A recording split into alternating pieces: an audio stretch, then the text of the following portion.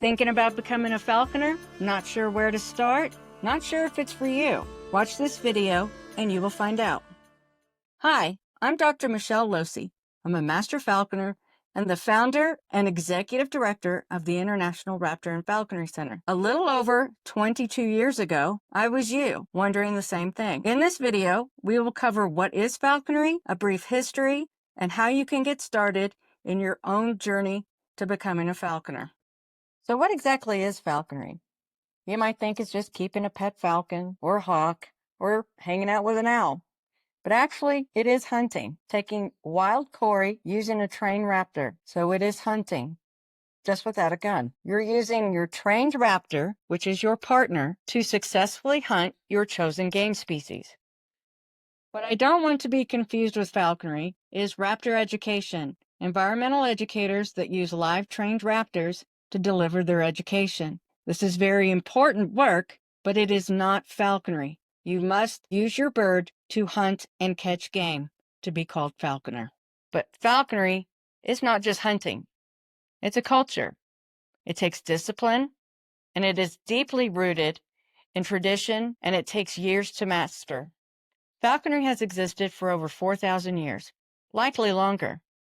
In many cultures, falconry was more than hunting. It was status, diplomacy, and survival.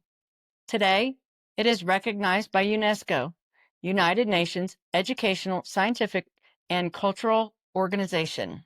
It is a living cultural heritage, and it still thrives today around the world.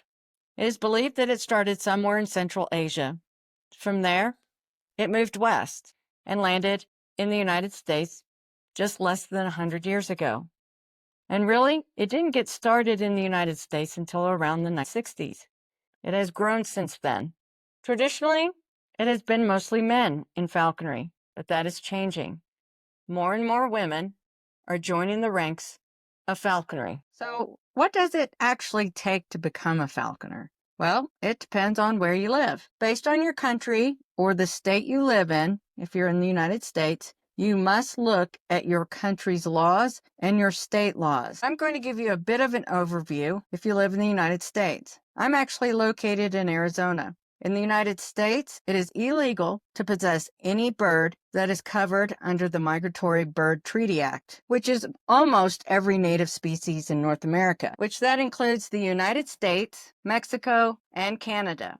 You cannot possess a raptor without a federal and/or state permit. The states govern the falconry regulations and oversee the falconry permit. The federal government still has the overarching authority. They set the basic regulations, but each state has the authority to make them stricter and unique to their state. So make sure you look at your specific state, and this agency that governs the falconry permits is your state wildlife agency. So for me, Arizona, it is the Arizona Game and Fish Department. Go to their website and download the regulations. This should be the first thing you do before you do anything else. Comb over them very closely.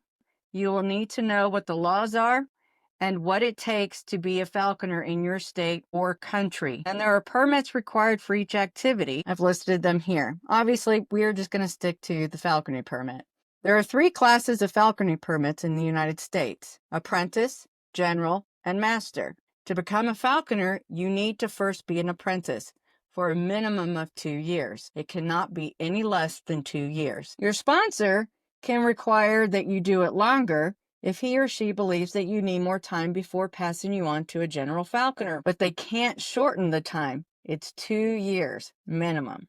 The biggest difference between these classes is really just time. And within each class, there's specific species that you are allowed to possess, how many are captive bred versus how many are taken from the wild. So that's really the only difference. And all falconers in the United States must pass a falconry exam with 80% or above. That is a state written test that each state writes specifically for their agency. So it's not a federal thing, it's a state thing. I took my test in Virginia over 20 years ago, and I used the California Hawking Club study guide, and it worked well for me. From what I understand, it's still quite a good resource. But make sure you have an overall well-rounded education regardless of where you live, regardless of whether you need to take an exam or not, and regardless if there's any regulation or not. I'm going to caveat this with not all resources are good resources. And because you're new to this, you won't know the difference. But do your best. So look for books, videos, falconry groups, mentors, wherever you can glean good information. And it may take you a little while to figure out what is good information. It certainly took me a while. My first mentor, he wasn't my sponsor, but the first person that I really mentored under was horrible. And it didn't take me long to figure that out. And that is because I went out and I searched for different avenues of knowledge and wanted to expand what I knew. And I spent a lot of money doing it. I spent a lot of time doing it. And it was a real dedication.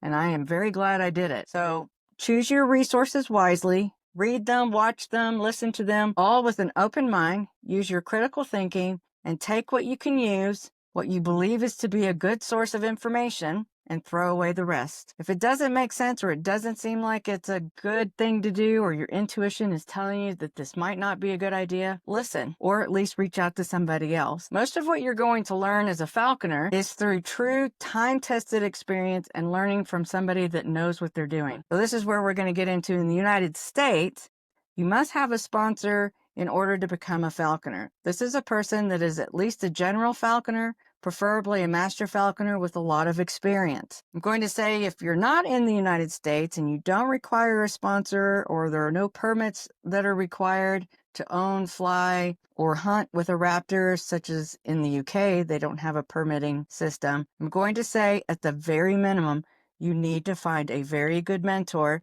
somebody that will guide you through all of this. Training, caring for, and hunting with a Raptor is not something that is intuitive. They are difficult to take care of, and they require very specific needs. And there's not a single set of books, videos, resources that can teach you everything you need to know. And what I'm going to tell you about finding a sponsor or a mentor is choose wisely. This person is going to be the foundation of your knowledge for your falconry journey that will last for the rest of your time. Don't choose based on convenience, or because they're close by, or because you think they're cool, or you like their videos, or whatever your reason is, other than they're good. Make sure that they are knowledgeable. You don't want something that we will call here in the United States a paper sponsor, which is somebody that just signs off on your permit without ever really spending any time with you or educating you or guiding you,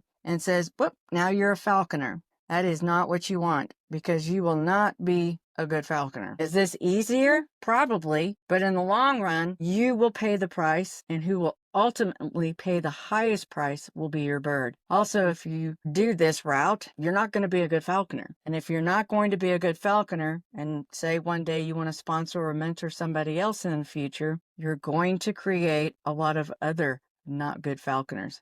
When I went about it, I went straight to the top. When I wanted to learn about Raptor care and management, I went to the Raptor Center. At the time, I was living in the Washington, D.C. area. Obviously, that's far away from Minnesota, so I did have to hop on a plane, and I stayed in a hotel for 5 or 6 days, and that's on top of paying for the workshop. This was almost 20 years ago, and the investment was well worth it. What I learned in that 5-day workshop all that time ago, I still fall back on today. So your foundation really does matter. And when it came to finding a sponsor, I went to a local, very well-respected, knowledgeable falconer. I did have to drive an hour and a half, 2 hours. Also, I went to England for a couple of years and spent time with the International Center for Birds of Prey and Jemima Perry Jones. Those 2 years were priceless. So, in a nutshell, do not skimp on your falconry education. Your bird is depending on what you know. Now we're going to talk about species that are commonly used by new falconers. This can depend on what country you live in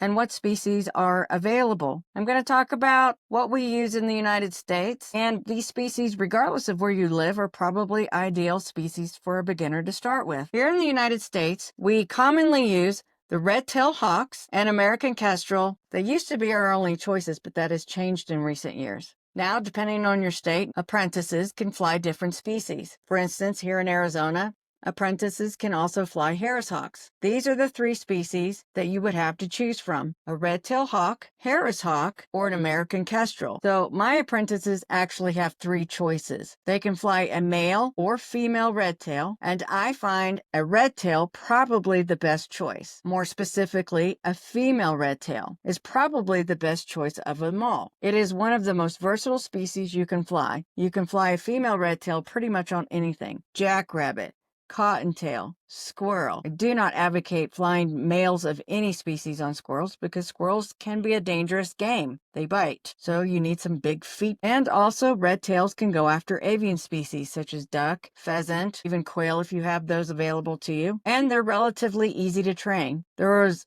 always an exception to the rule. They are hardy. They are pretty forgiving when it comes to weight management, but you still need to be diligent. The other choice is a male Harris hawk. I do not allow my apprentices to fly female Harris hawks.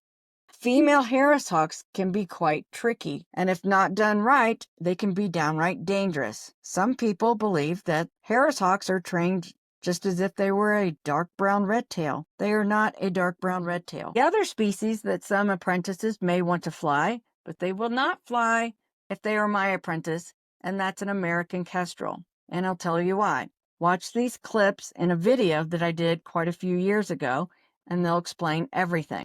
I don't think a beginner falconer should ever fly a kestrel, and any apprentice I have does not. That is not their choice.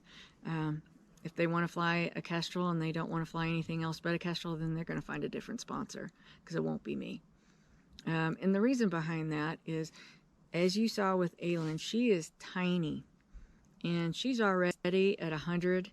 Well, right now she's at 120 grams, and that's her fat weight. 120 grams is not a lot of wiggle room. Are there some apprentices that have flown kestrels and got, great success and did really well with them? Absolutely. Can it be done? Absolutely. But you don't know who that person is. And maybe you don't even know if you're that person, if you're that new falconer. And with a very diligent sponsor and somebody that's very disciplined and has pretty good wits about them, can they do it? Yes. However, as a sponsor, I'm not willing to gamble on a bird's life that person will be that person, because even some experienced falconers have killed kestrels. So they're not beginner birds. They're not easy. You have to have the right game, and you have to have the right area to hunt. And where I'm going with this is, I'm going to get probably bashed and attacked for this, but I'm not. Now we're going to talk about equipment. This can be quite complicated and overwhelming. So I've made a list here with a guesstimation of pricing, just so you have a ballpark of what you're going to be in for financially. This could change at any time, obviously, and it also depends on where you get your equipment, what country you live in, or even if you make your own equipment. A lot of falconers do. I personally don't make my own equipment, even though I do know how to make them. The main reason is I just don't have time. And the other reason is I don't really have the talent for making equipment. I know how to make them. I don't enjoy sewing. I don't enjoy making equipment, so I just don't. So I would rather spend my money on somebody that does enjoy it and is good at it, and I can do something else with my time. Somebody that is good at making equipment and enjoys it is going to produce good, safe, comfortable equipment for your bird. And that is important. One of the most important pieces of equipment that you're going to need is a glove. This is a piece of equipment that you really want good quality. You're going to spend a lot of time with your glove, and I get my gloves from Ashley Clark. Are they expensive? Absolutely. Are they worth it? Absolutely. But if I were you, as you're just starting out, maybe try one that's a little bit cheaper until you kind of get to know what you want in a glove, what's important to you. This is kind of a personal item, and you want it to be tailored to you because you do use it a lot. I go through one glove a year. Also, you may need a hood for your bird. Not every bird needs a hood. I personally do not hood my Harris hawks. I believe they do better when they're not hooded, but I do hood all of my falcons, with the exception of kestrels, and red tails, eagles, and other species that could require a hood. So that's just going to be something that you will need to decide with your sponsor or your personal preference. Hood making is a true art and a real craftsmanship. It is a skill. I personally don't have that skill. I have never made a hood, nor do I want to. But this is another piece of equipment that you do not want to skimp on and go cheap. It can be quite difficult to find a good hood that fits properly. A good fitting hood is incredibly important. Things that you'll need are leash. I happen to be incredibly picky about my leashes, and I have yet to find a good leash that is made here in America. So this is another piece of equipment I get from Ashley Clark. You'll need swivels, bells. Typically just use Noble or Crownce bells. Definitely want a Creonce because this is how you're going to train your bird. Probably not sure I would make my own there either, just because if you get it wrong and your bird gets cut loose with a long Creonce line, that is a death sentence. So you're going to need a lure if you're going to use a lure. I suggest it, but that will be something you and your sponsor will have to have a chat about. It also depends on the bird you fly. With all my birds, regardless of species, they are all wed to the lure. I do this for several reasons: safety, insurance policy, and fitness. All my falcons are stooped to the lure as well, and that includes my kestrels. You do want a game bag, because with any luck, you're going to catch something and you're going to have to put it somewhere. Also, this is where you store things that you need in the field, tidbits and extra equipment and things like that. This is kind of a personal piece of equipment. It's something that you're going to wear. It needs to be comfortable. It needs to fit you properly. So it's just personal preference. There's no right or wrong. I personally don't like to wear vests just because they're not ever made for women.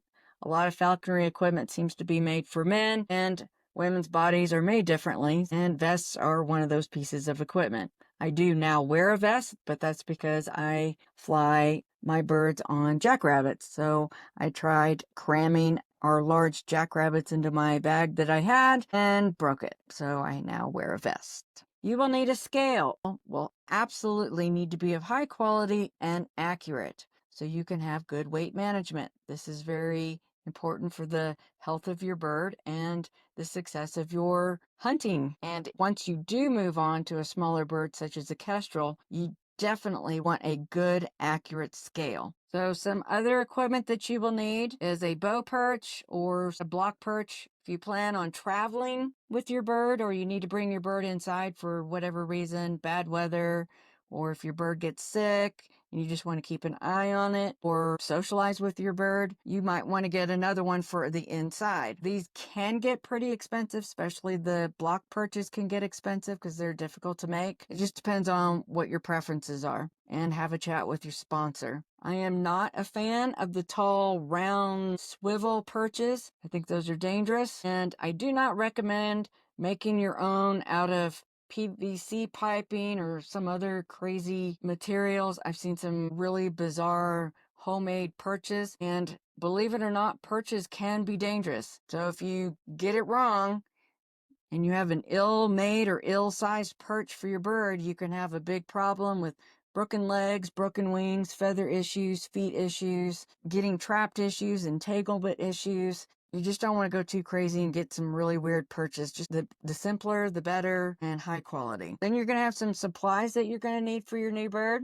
And a lot of this equipment that I'm talking about, you will need to have for inspection if you're in the United States. So before you get your permit, you'll have to have a falconry coordinator or a game warden come out and do a facilities inspection, and they will include your equipment. So you do want a giant hood. You can make them out of wood. I've done that. My first one was made out of wood. They do have their own issues, but that's just something you can do your homework on. You will need a bath pan. I just use one of the cement mixer containers that you can get at any home store. You're going to obviously need food. Good quality food is the most important part. Grocery store food is not ideal, so don't think about getting like beef heart or chicken livers or gizzards or anything like that. This will not be a good source of nutrition for a bird that is ultimately going to be a healthy athlete. Supplements is something you might want to consider. I do supplement my birds just because the food quality of what the food gets is not nutrient dense. Even if you feed a whole food, well-rounded diet, probably still going to be deficient. I use ProVital. Let's talk about telemetry. This is going to be a spendy one. A lot of people think, yeah, well, you don't really need telemetry.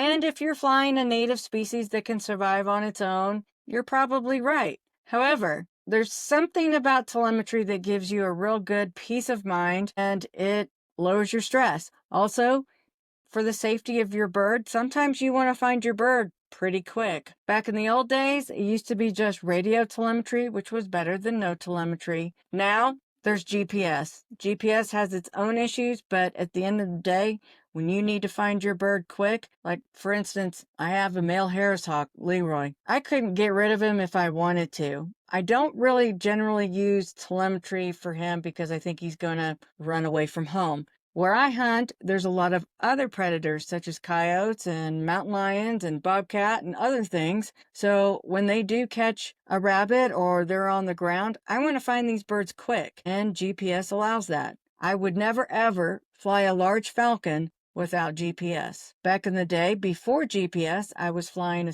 my male Saker falcon using radio telemetry, and had he had GPS on him, he probably would still be alive today. I flew him on a day that was a little bit windy, and then it got windier as the day went on, and basically he was blown all over the place, and by the time I finally found him, he had already been killed by a red tail. So if you're going to use telemetry, and if you're going to put a backpack on, you're going to need a track pack, which I recommend backpacks. All my birds wear backpacks if they tolerate them. I do have some birds that don't. And if you're going to use tail clips, for instance, for my female Saker falcon, she wears a backpack and a tail clip because she flies with GPS and a radio transmitter.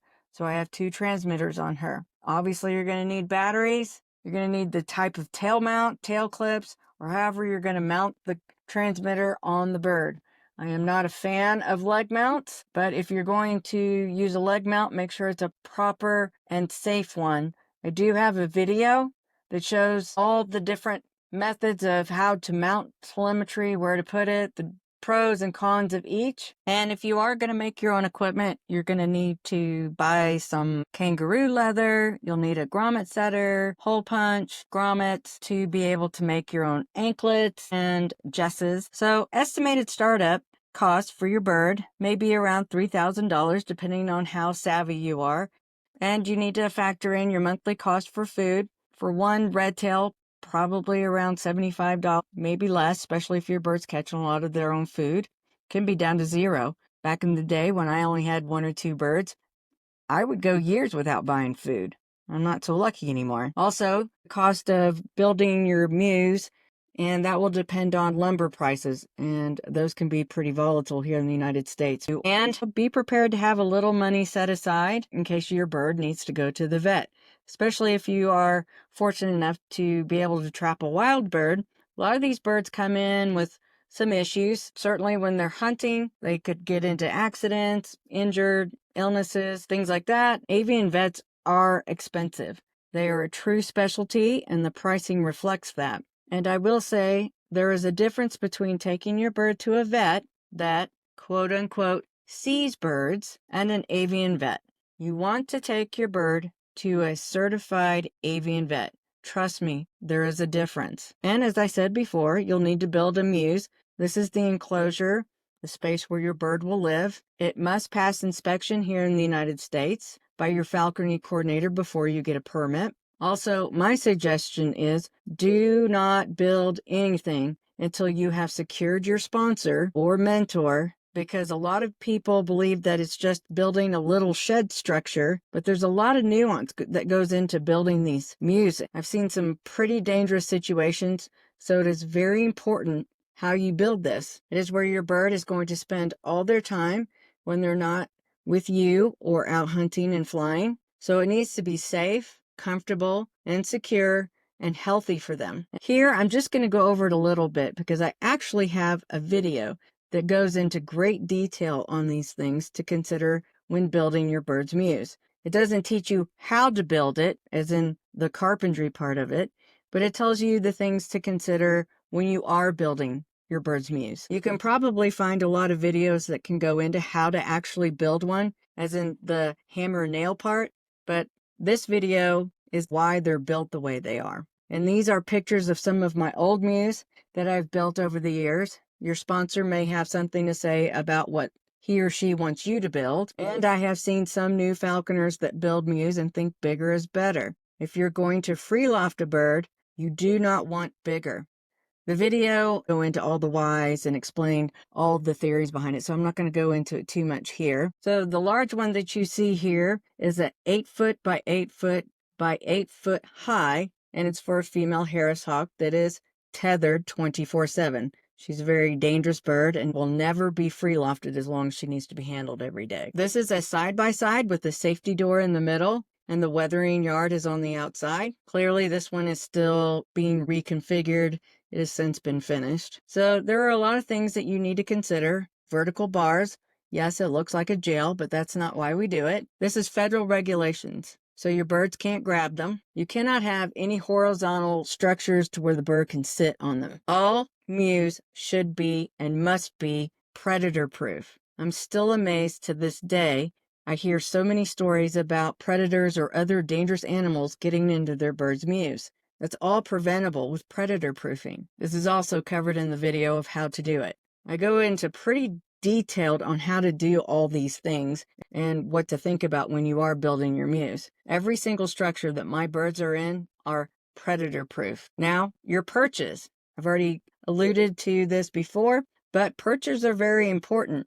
They're not somewhere for your bird to just sit and hang out. And some people think, okay, as long as they can sit and hang out, it's not that big a deal. But it is a big deal. You can have birds that have feed issues, feather issues, crashing. So perches are important. So make sure your perches are done correctly. I have a video for that as well. Also, your floor substrates. That is important too. You might think, well, it's just the bottom of the mew, so what's the big deal? It is a big deal. For instance, like sand. I hate sand. Yes, it's easy to clean up and it might be cheap, but it's also dangerous. It harbors bacteria. It can get in your bird's food. It can get into your bird's nares. And also think about what sand is, as in sandpaper. It can dull your bird's talons. Your bird's talons are your bird's weapons. You do not want them to be dull. So just watch this video. It explains it a lot more. Weathering yard. This is one that I had for my first bird. So this one was taken 20 years ago, and it was in Virginia. And they do require a weathering yard. Not all states require a weathering yard. Now, in my home state of Arizona, we don't require one. I still do recommend a weathering yard because your bird needs to get full spectrum sunlight, and your Mews windows may not provide that. Just as with your Mews, you want your weathering yard to be predator proof and safe. Okay, let's talk about what it really means to be a falconer. I know I just described and defined what falconry is and talked about its history, but falconry is a lifestyle. It's something that you live every day. Yes, it's hunting, but unlike a gun, you can't go and put it in a gun case and lock it up and forget about it until you need it again. These birds are living beings and they have needs. They need to be fed. They need to be kept happy, healthy, stress-free, and that takes a little bit of work. So these are the things that you need to consider when you decide if you want to take on a raptor. And in general, I will have to say, as somebody that has managed and cared for all sorts of animals, such as horses, dogs, cats, birds are among the most difficult. They are messy. They are sensitive to nearly everything, such as aerosol toxins. So if you bring your bird in the house, like say you've got a small kestrel that you want to keep in the house because it's easier for weight management, you can't burn candles, Teflon, anything with silicone in it. They're just a whole different ballgame. And if you're in the United States and you're lucky enough to trap a wild redtail or a wild Harris hawk, or in the future, a kestrel or some other species, such as a falcon or a goshawk, these are wild predators, and they are always going to be predators, and they will always have that wild aspect to them. They're not pet parrots, and they really can't be treated as such. Should they be treated as well as you would any other family member? Absolutely. So they need to be top of mind. All my birds, when I make a decision, I keep their well-being in mind. If it goes against their well-being, the decision is no. So if you have 2 words to sum up being a falconer, it is time commitment and being disciplined. Lazy falconers don't make good falconers. Falconry is a daily commitment. Raptors need to be weighed, trained, cared for, flown, hunted. They don't take weekends off, so neither do you. But for those that have a call for it, there's nothing else like it. I'm not in the business of recruiting falconers. I don't believe everybody should be a falconer. However, falconry will challenge you, it will humble you for sure, and it will change how you see the world. It's not easy, but it's worth it. If falconry speaks to you and you feel pulled to do it, then your journey starts here. Start reading, connecting with local falconers, watch videos, take classes or workshops or webinars, wherever you can find them. And falconry isn't just something you do. Being a falconer is something you become. Subscribe for more videos on falconry, husbandry, care and management, training. There's more coming.